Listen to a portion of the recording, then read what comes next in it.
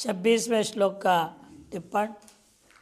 यदि भी पूर्व उक्ता, यदि पूर्व में भी कह चुके हैं, बहूनि मे व्यतीतानि जन्मानि तव चार्जुन तान्यहं वेद सर्वाणि न त्वं वेत्त परन्तप। मेरे भी बहुत सारे जन्म बीत चुके हैं और तुम्हारे भी बहुत सारे जन्म हो चुके हैं, लेकिन मैं उन सबको जानता हूँ, लेकिन तुम वर्तमान को पूरे ठीक से नहीं जानते हो। तथापि यदि भी यूं कह दिए, सर्वज्ञता स्थापित हो चुका था, तथापि तत्र कृष्णार्जुन उभयोरेव जन्मानि जातत्वेन उक्तम। वहाँ पर केवल दो के जन्मों का वर्णन हुआ ना, मेरे और तुम्हारे, बाकी दुनिया के कृष्ण भी नहीं जानता है क्या? इसे वहाँ का जो सर्वज्ञत्व सिद्ध हुआ है वह योगी के जैसे सर्वज्ञ है, ईश्वर के सर्वज्ञत्व नहीं है। योगी खुद के पूर्व जन्म को जानता है, अगले का चेला को जान लेगा, उस जात को जानता नहीं, लेकिन वो ईश्वरीय सर्वज्ञत्व नहीं है। अतः मैं ईश्वर और ईश्वरीय सर्वज्ञत्व मुझ में है स्थापित करने के लिए यह कहना पड़ा अभियान। इदानीम अत्र सर्वेषां भूतानां त्रैकालिकानि सर्वाणि जन्मानि, सगल भूतों के, और वह भी तीनों कालों में होने वाले सभी जन्मों को लेकर के वेद अहम, मैं जानता हूँ, इति उद्घोषितम्। तस्मात् न पुनरुक्तिर न वा पूर्वोत्तर विरोध, पुनरुक्ति दोष भी नहीं है, पूर्वोत्तर विरोध भी नहीं है।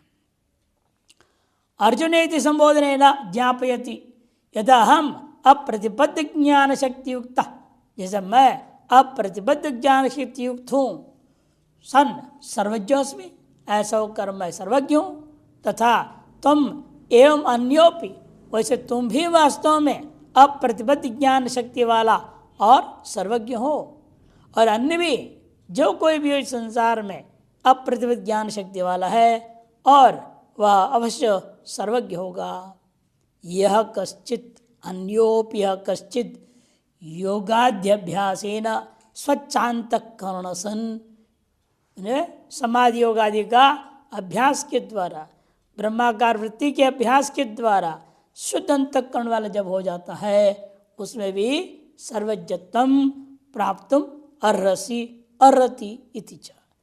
तुम भी प्राप्त कर सकते हो और अन्य भी कोई भी प्राप्त कर सकता है, यही यहाँ तात्पर्य है। इत्थं कथम सर्वे न जानन्ति, ऐसे क्यों सभी लोग नहीं जानते और अपने अंदर विद्यमान उस सर्वज्ञता को जगाने के लिए क्यों नहीं कोशिश कर रहे हैं? कुंडली जागरण के लिए क्यों नहीं कोशिश करते हैं? है ना, कुंडली शक्ति के जागरण करने की कोशिश करना चाहिए। या ब्रह्मज्ञान जो अंदर है, सर्वज्ञता अंदर है, उसको जगाओ, क्यों नहीं जगा रहे? कोशिश करना चाहिए। जब सभी एक ही है, ब्रह्म ही है, सब सर्वज्ञ ही हैं, फिर क्यों अपने आप को अल्पज्ञ बनाए रखना चाहते हो? क्यों छोटे बने रहना चाहते हैं? व्यापक बनो। कहते हैं, प्रश्न उठा, मन माया, तो भगवान ने कहा भाई मेरी माया से मोहितत्वात् मद भक्तातिरिक्ता सर्वे माम न जानन्ति। अतः मेरी माया से मोहित होने के कारण से मेरे भक्त से अतिरिक्त जो लोग होंगे वे लोग मुझे नहीं जानते, अपने आप को वे नहीं जानते। केन पुनस्तत्त्ववेदन प्रतिबंधेन प्रतिबद्धानि सन्ति जायमानानि सर्वभूतानि, उत्पन्न होता हुआ सकल भूतो ऐसे कौन से कारण प्रतिबंधक है? तत्वावेदन का प्रतिबंधक है, जिससे प्रतिबद्ध होकर के लोग जन्म ले रहे हैं। जन्म से ही ये विस्मृति को प्राप्त हुआ है, बाद में विस्मृति नहीं होता है। जन्म से ही बाहर आते वक्त भूल गया, अंदर रहते हुए तो कसम खाया।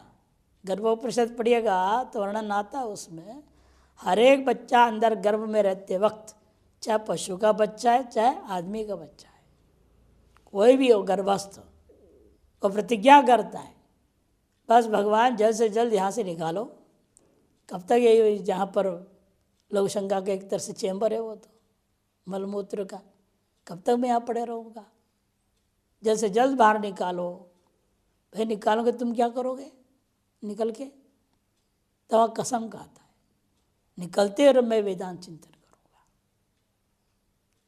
वेद शास्त्र पढ़ूंगा, उसके अनुसार जीऊँगा और मैं अहम ब्रह्मास्मि का अभ्यास करूँगा। ये वह कसम खाया। यहाँ आते ही भूल गया और A for apple, B for boy बोलने लग गया। अपनी कसम भूल जाता है। ऐसी विस्मृति, ऐसी माया है ये, आते आते ऐसी हवा है वो, तो एकदम पार फेंकते फेंकते ही सब भूल जाता है। इसे भगवान कहते मेरी माया से मोहित होने के कारण से मेरे भक्त के अलावा कोई दूसरा ऐसे नहीं जान पाता है। प्रतिबंधक क्या है?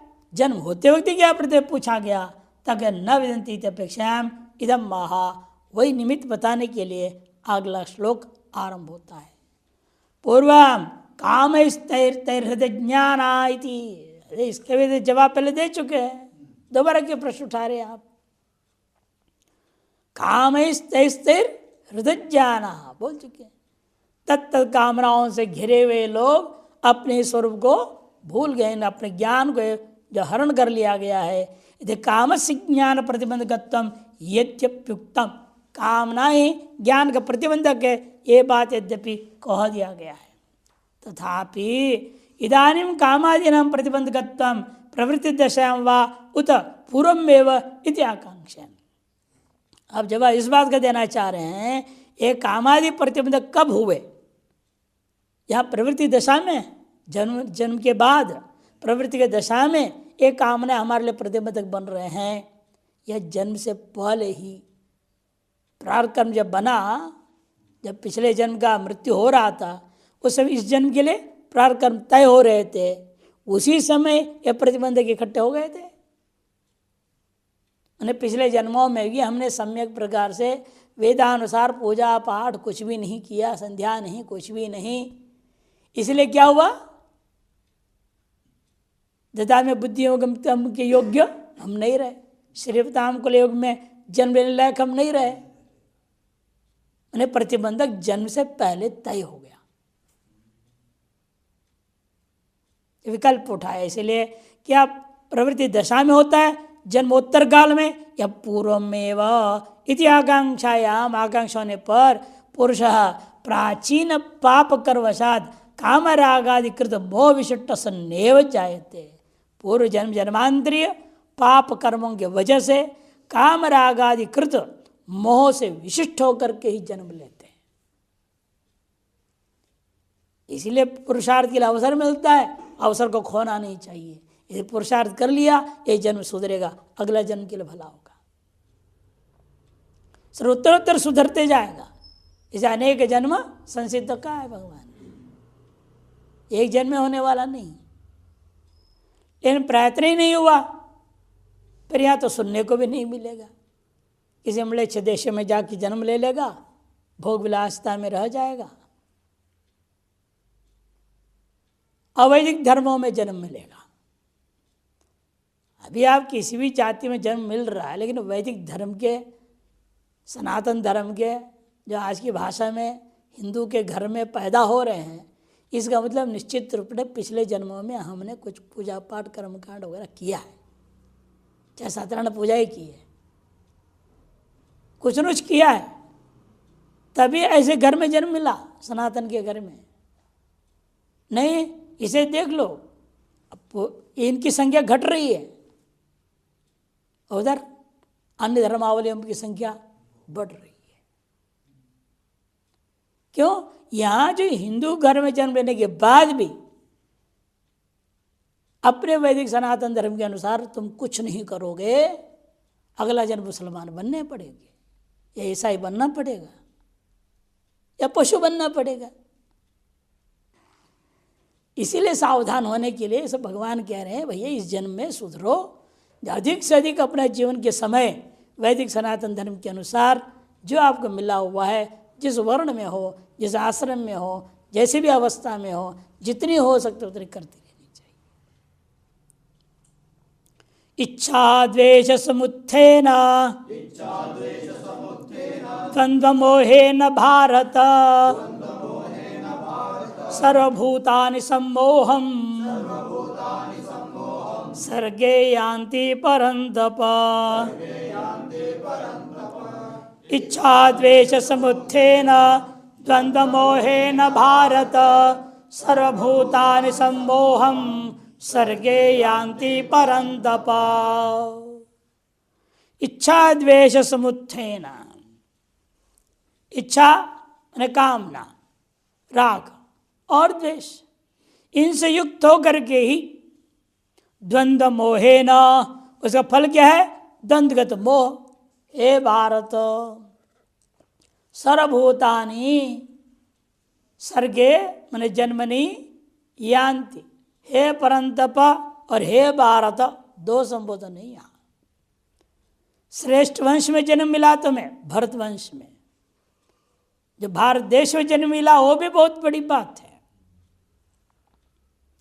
और परंतप, शत्रुओं को तपाने के सामर्थ्य वाले हो। अपने शत्रु क्या है? ये राग द्वेष काम क्रोध लोभ मोह, इनको तपा के इनको नष्ट करने के सामर्थ्य से युक्त मनुष्य जन्म मिला है। और ऐसे हिंदू घर में मिला है, सनातन के घर में मिला है, इसका लाभ उठाना चाहिए।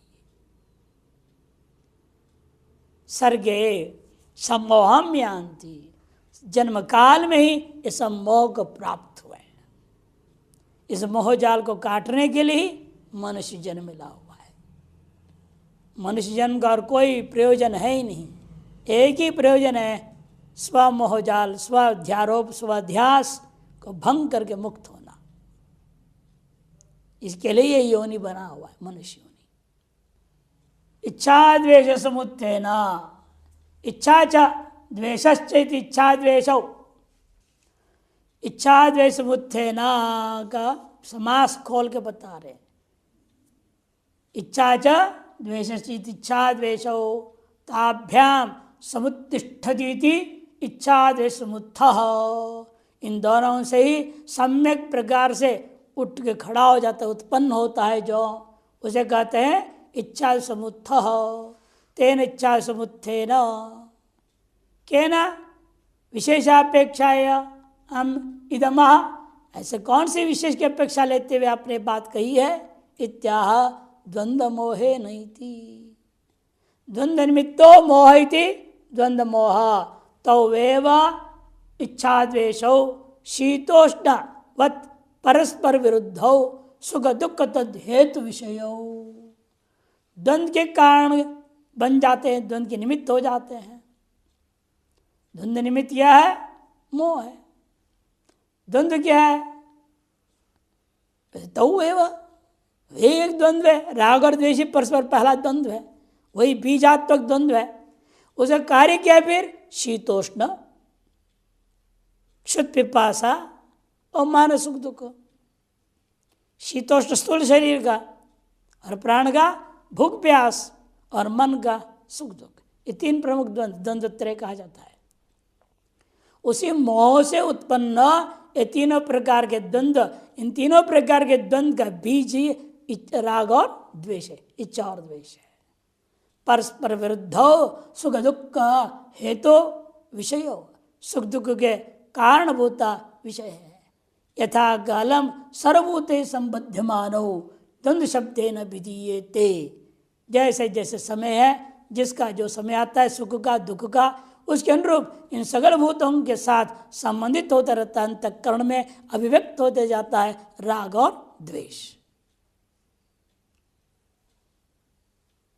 तत्र यदा इच्छा द्वेषौ सुख दुख हेतु संप्राप्त्या लब्धात्मको भवत, जब इच्छा और द्वेष सुख दुख के जो कारण का संप्राप्ति हो जाए, तो लब्धात्मक हो जाए, कार्य रूपेण उपस्थित हो जाए सामने में, तब तदा तौ सर्वभूतानां प्रज्ञाया स्ववश आपादन द्वारेण, तभी क्या करते हैं?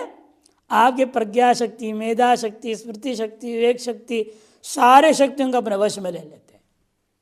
फिर आपकी दिमाग काम करना बंद हो जाता है।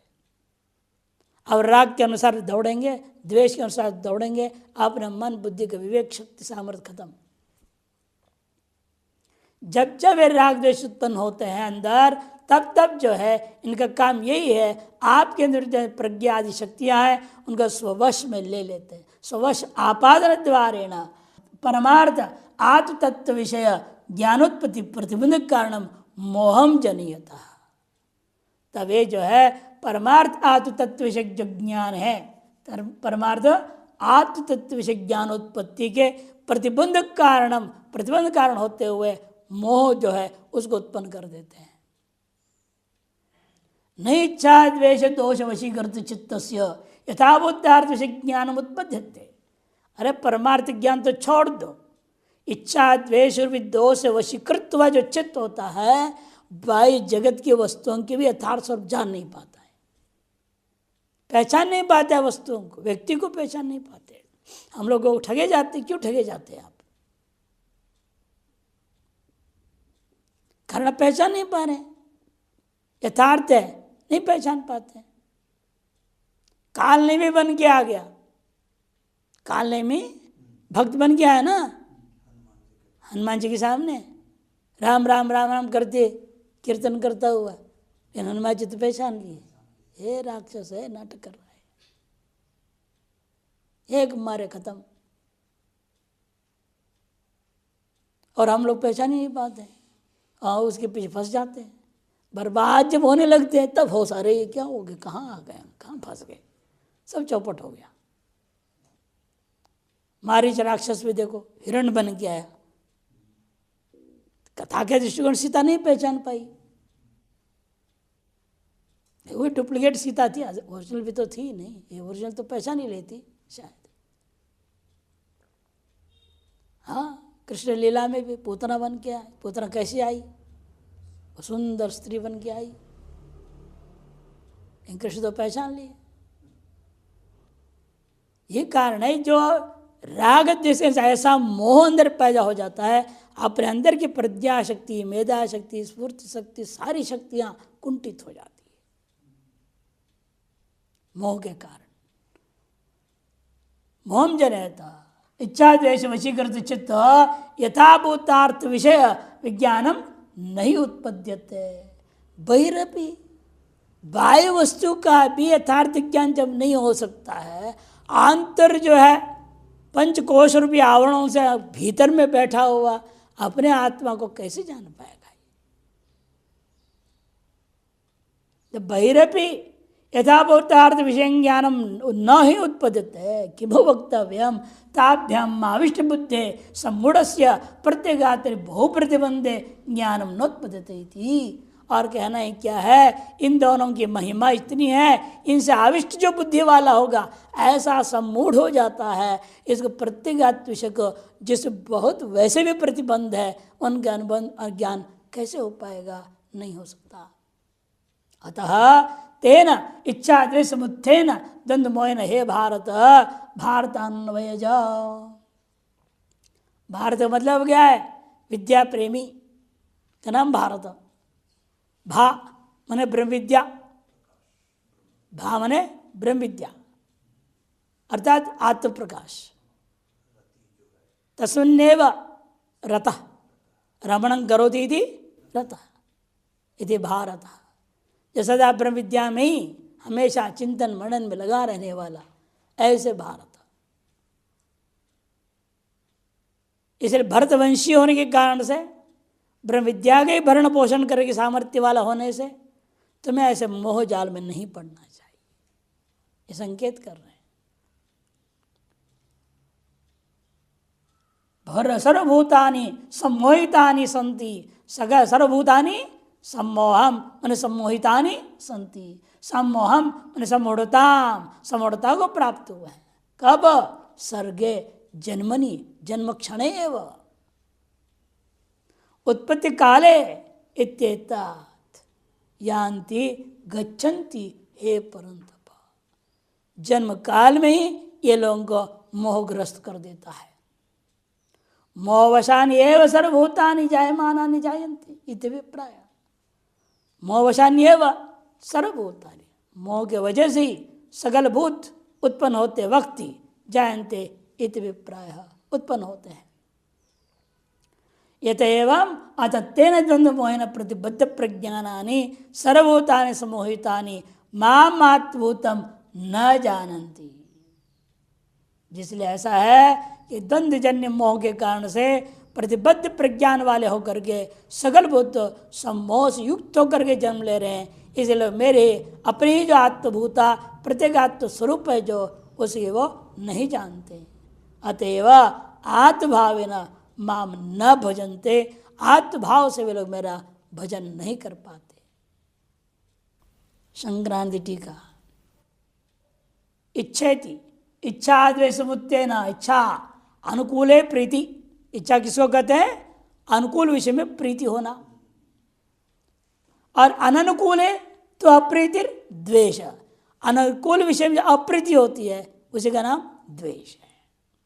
ताभ्याम समुत्थेन, उन दोनों से समुत्पन्नेन, समुत्थेन करते हैं समुत्पन्नेन, क्या समुत्पन्न उन दोनों से? द्वंद्व मोहेन, द्वंद्व का कारणीभूता मोह। द्वंद्वम सुखम दुखंच, मुख्य रूप कौन है? सुख और दुख।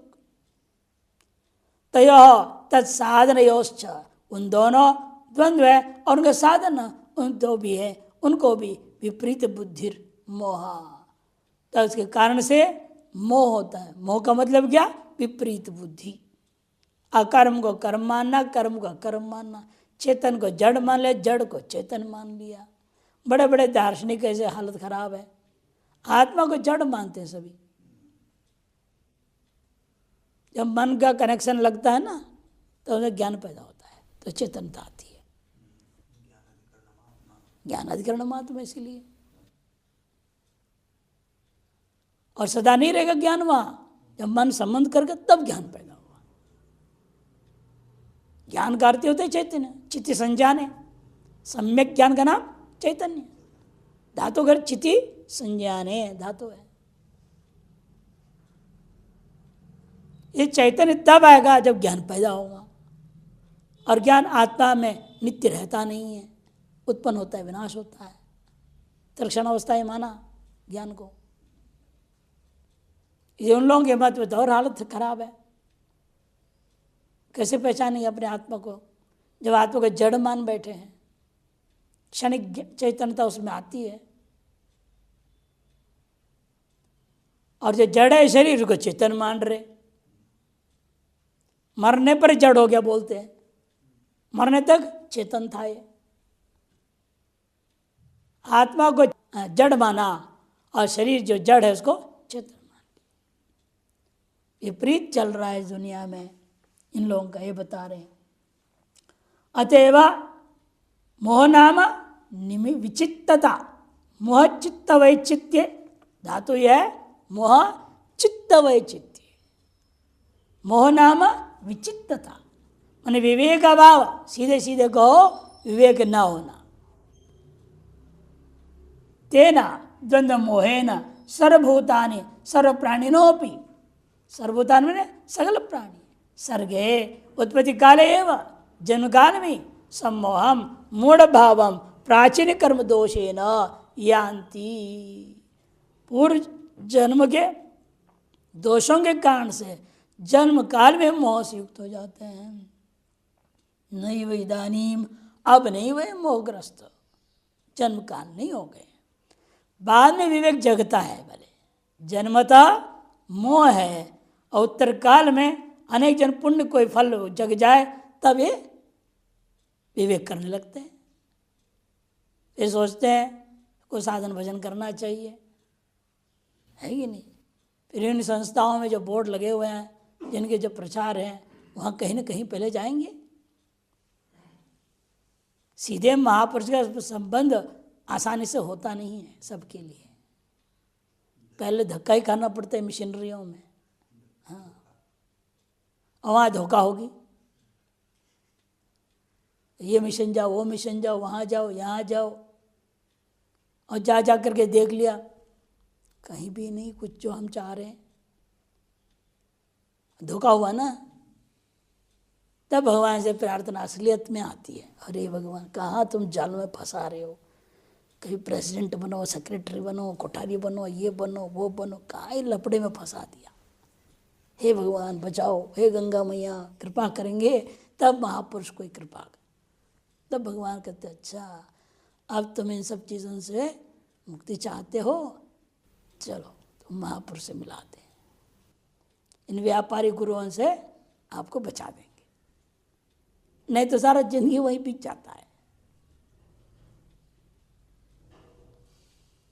कई लोग आजीवन फंसे हैं उसी में, अब इतने समय वहाँ बीत चुक जाते हैं। कई लोग हमने देखा, ऐसे कुछ 2-4 महात्मा हमसे मिले हुए हैं कई, तो वो बोलते थे हमें लगता है बाहर जाकर हम कैसे जिएंगे, खाना कब मिलेगा, कहाँ मिलेगा, कैसे मिलेगा, कैसे होगा, रहने कहाँ देंगे कमरे, सारी सुविधा चाहिए ना उनको, कहाँ मिलेगा। वो जो असुरक्षा है जिसको इनसिक्योरिटी बोलते हैं अंग्रेजी में, वो उनको छा जाता है अंदर से निकल नहीं पाते बाहर। वहाँ जितनी भी उनको प्रताड़ना दी जाए, मैंने दंड दिया गया, पनिशमेंट भेज दे, जाओ उधर का से जाओ पनिशमेंट, ऋषिकेश जाओ पनिशमेंट, फेंक देते हैं, सब अधिकार खत्म कर देते हैं। कितना मेंटल टॉर्चर होता है उनको, लेकिन फिर भी सहन करते हैं कि निकल नहीं सकते। इसे बिना ईश्वर की कृपा जो है पूर्णतः आप अध्यात्म मार्ग में आ नहीं सकते। इसे हमारे बार बार कहना है, धोखा और धक्का खाएगा तो अकल थोड़ा खुलेगा, रोटी खाएगा तो नहीं खुलेगा। इसी दौर मोहजाल में जा रहे हम तो। यत एवं, जिसने ऐसा है, तथा जन्मांतरीय महापाप संभावित मोह दोषेण व द्वंद्व मोह विमूढ़ा। इसलिए निष्कर्ष निकला, जन्मांतरीय महापापों से संभावित मोह रूपी दोष के कारण से द्वंद्व मोह से विमूढ़ होकर के मोक्ष साधन वेदांत तद विचारे तज्जन्य ज्ञान निष्ठायांच अश्रद्धया न प्रवर्तन्ते। मोक्ष के साधन क्या है? वेदांत और तच्छास्त्र विचार, तज्जन्य ज्ञान में निष्ठा, इन सब के प्रति अश्रद्धा हो जाती है और सब प्रवृत्त ही नहीं होते। प्रवृत्ता नाम अपि ज्ञानम नोत्पद्यते। प्रवृत्त हुए लोगों में भी यह ज्ञान इतना आसानी से उत्पन्न नहीं होता। ये प्रवृत्ति के पीछे ही गलत कारण है। बहुत सारे पढ़ने जाते हैं, क्यों? उन्हें पता है वहाँ भंडारे का पर्ची मिलता है, इसलिए पाठ में जाना है, नहीं तो नहीं जाएंगे पाठ में। एक बार ऐसे कैलाश आश्रम की कहानी सुनाता हूँ। उन्होंने कह दिया भाई किसी को नहीं दिया जाएगा भंडारे का पर्ची, जो पढ़ने आते सबको भोजन नहीं मिलेगा यहाँ पे। दूसरे में फिर भी कुछ लोग आए, भले ऐसे बोल दिया होगा दे देंगे, ना पर्ची बटा कुछ नहीं, भोजन भी नहीं। उससे अगले दिन आश्रम के 4 बैठे थे, कहाँ 25-30 भरते थे, 5 ही रह गए। अब आश्रम का नियम बनाना पड़ा, जितने भी लघु भगो पर सबको बैठना पड़ेगा। आश्रम में करीब 30 थे, अब इनको 30 संख्या चाहिए ना, कहाँ से लाएंगे सबको? अब सब लोग वहाँ बैठे, क्योंकि समझ में गया लघु भी नहीं पढ़ा है, वे पढ़ रहा है, उसको क्या मतलब है उपनिषद सही से। कोई कहानी वानी सुनाए तो भले सुने और हंसे, बाकी तो कोई मतलब नहीं। उन्होंने देखा है तो ऐसे गड़बड़ है। ये विद्यार्थी लोग कहने महाराज अब क्या कर दिए, हमारा समय बाद 2 घंटा खत्म हो जाता है, हम रटते थे रट भी नहीं पा रहे।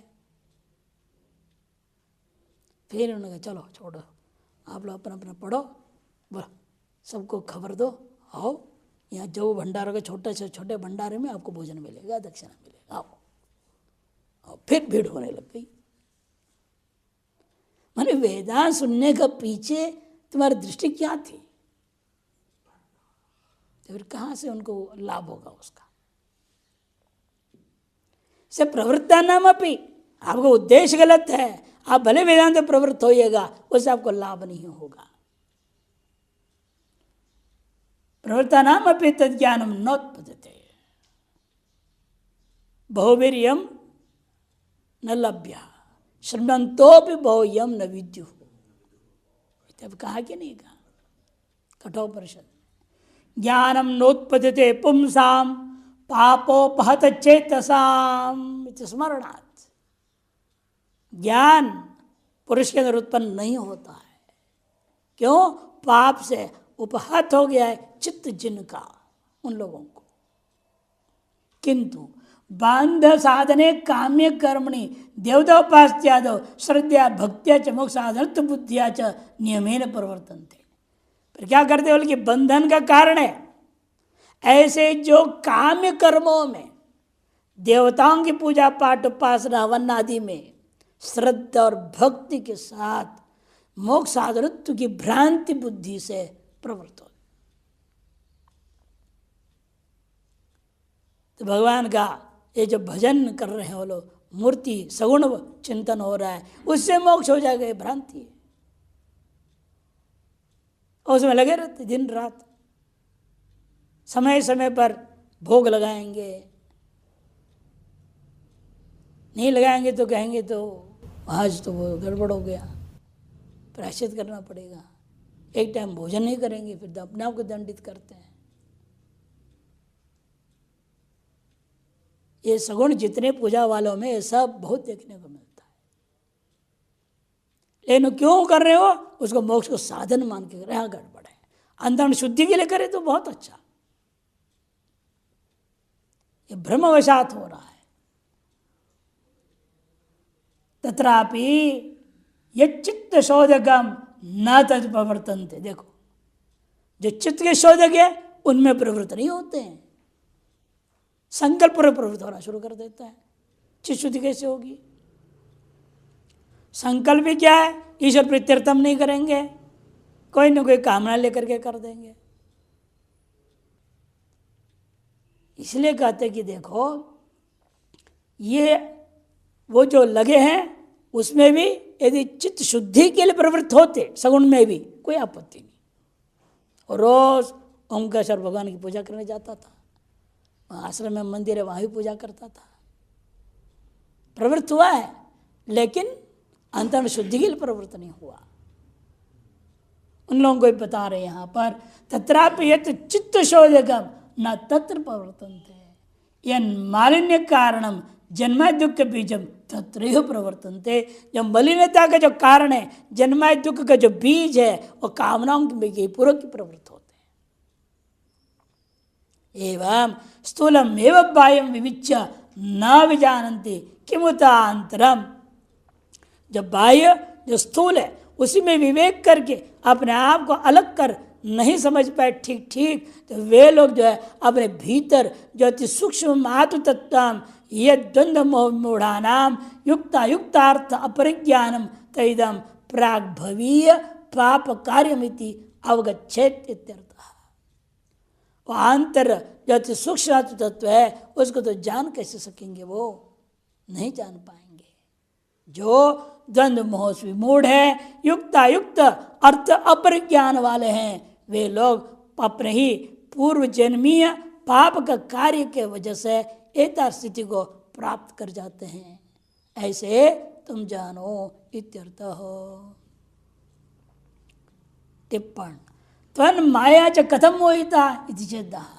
आपकी माया से ये लोग मोहित कैसे हो रहे हैं? चेद इच्छेति। यदि पूर्व में युक्ता में बात पूर्व में कहा गया काम ज्ञाना योग माया समावृता इति च, इन शब्दों से पूर्व में कहा गया है। तथापि तत्र निमित्त मात्र मुक्तम, अत्र तो तत्प्रकार उच्यते। और निमित्त कारण मात्र बता दिया था, उसका प्रकार और विस्तार जो इतिकर्तव्यता है उसको फैला करके स्पष्ट बता रहे हैं। वक्ष्यमाण अपवादार्थ च एतत् औत्सर्गिकम कथ्यते। आगे जो इसका अपवाद कथन करने वाले हैं उसके लिए औत्सर्गिक अध्यारोप का वर्णन करना जरूरी है। बिना अध्यारोप का अपवाद नहीं किया जा सकता है। भारत परंतप इस संबोधन द्वयेन उत्तम वंशोद्भवत्वात् स्वतः परत्वेन उत्कृष्ट शक्तिमत्वात् तम सम्मोहम प्राप्त अयोग्योसी इत सूचयति। दो संबोधन सूचित कर रहे हैं, क्योंकि जो है उत्तम अंश में उत्पन्न हुए हो और स्वतः ही शत्रुतापन करके से उत्कृष्ट शक्ति वाले होने के कारण तुम अपने शत्रु, असली जो शत्रु है राग द्वेष, इनको तुम काटो, कोशिश करो और उत्तम अंश में जन्म लेने का लाभ भी उठा लो। अतः आप जो है इस प्रकार से मोह प्राप्त करने योग्य नहीं है, ये बात संबोधन के द्वारा संकेत किया है।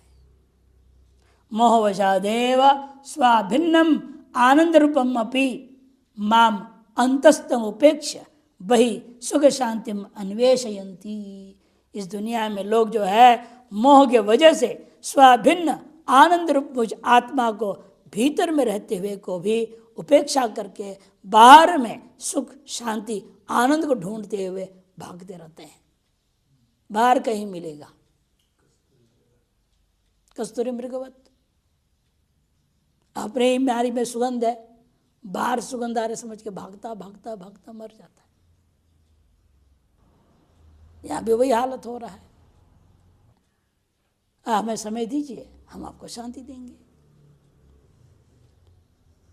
भाई आपको कुछ करना नहीं, करना नहीं, कोई काम नहीं। इच्छा है, शरीर में थोड़ा हल्का सा आ रहा है, कुछ करना चाहो, झाड़ू पोछा लगाओ, जो करना है करो, नहीं तो कुछ मत करो। चुप बैठ ही नहीं सकते, चुप बैठे उन्हें शांति कहां से? मैंने आपको करना कुछ नहीं, मन से सोचना भी नहीं, तभी शांति होगी। अंदर रहे शांति, बाहर थोड़ी गई। शांति तो भीतर है।